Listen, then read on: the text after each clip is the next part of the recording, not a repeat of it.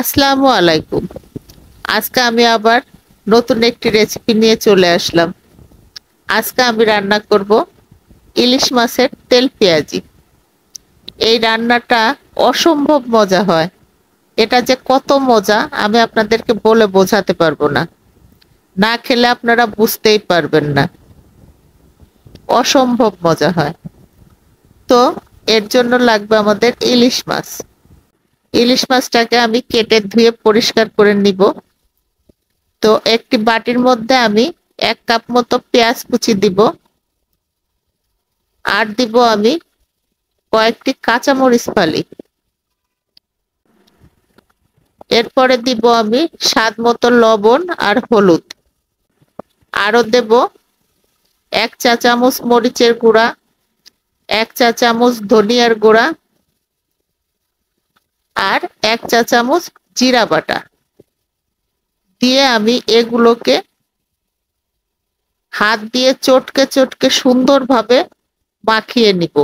এমন ভাবে মাখাবো যে পেঁয়াজ থেকে পানি বের হয়ে আসবে।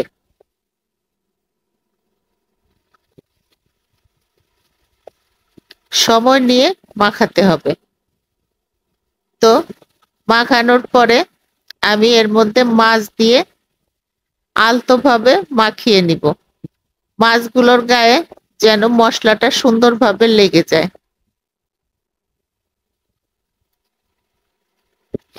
এইভাবে আমি মাখাবো। এই রান্নাটা করতে খুবই অল্প সময় লাগে, 10 মিনিটে রান্না শেষ হয়ে যায়। বেশি সময়ও লাগে না। তো মাখানোর পরে আমি চুলায় একটি প্যান দিব, তার মধ্যে আমি সরিষার তেল দিব। এই রান্নাটা আমি সরিষার তেলে করব। তেলটা যখন ধোয়া ওঠা গরম হবে তখন তার মধ্যে আমি মাছটা ঢেলে দিব। ঢেলে দিয়ে আমি 2 মিনিট হাই হিটে রান্না করব। 2 মিনিট পরে আমি চুলাটা মিডিয়াম টু লো করে দিব। দিয়ে আমি মাছগুলো পাশ উল্টে দিব। একে একে সব কটা মাছ আমি উল্টায় দিব।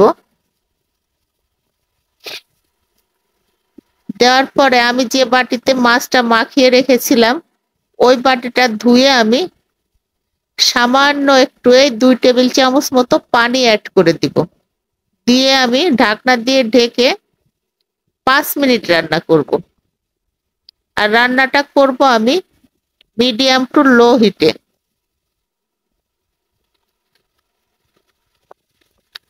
তো 5 মিনিট পরে আমি ঢাকনাটা তুলে মাছগুলো উল্টে দিব। এই দেখুন মাছের এই পাশটা কি সুন্দর লাল হয়ে আসছে, পোড়া পোড়া হয়ে গেছে। অন্য পাশটা যাতে পোড়া পোড়া হয় এই জন্য আমি মাছটাকে উল্টে দিচ্ছি। দুই পাশে একরকম ভাবে পোড়া পোড়া হবে। এই পোড়া পোড়া হওয়ার কারণেই এই তরকারিটা এত মজা হয়, আর খুবই অল্প সময়ে রান্না হয়। তো উল্টানোর পর আমি আরো 5 মিনিট রান্না করব। তো এই তো বাকি 5 মিনিট আমি রান্না করার পরে এই তো আমার মাছের চেহারা 2 পিঠে সুন্দরভাবে লাল হয়ে আসছে। দেখতে অনেকটাই লোভনীয়, খেতেও দারুণ। আর রান্নাটা খুবই অল্প সময়ে করা যায়। একদম ঝামেলাহীন ভাবে রান্না করা যায়, কোনো ঝামেলা নেই। কিন্তু খেতে হয় অসম্ভব মজা। না খেলে বুঝতেই পারবেন না যে কি মজা। তো এভাবে একবার ট্রাই করে দেখবেন, এর স্বাদ আপনার মুখে লেগে থাকবে। ধন্যবাদ সকলকে সাথে থাকার জন্য। আল্লাহ হাফেজ।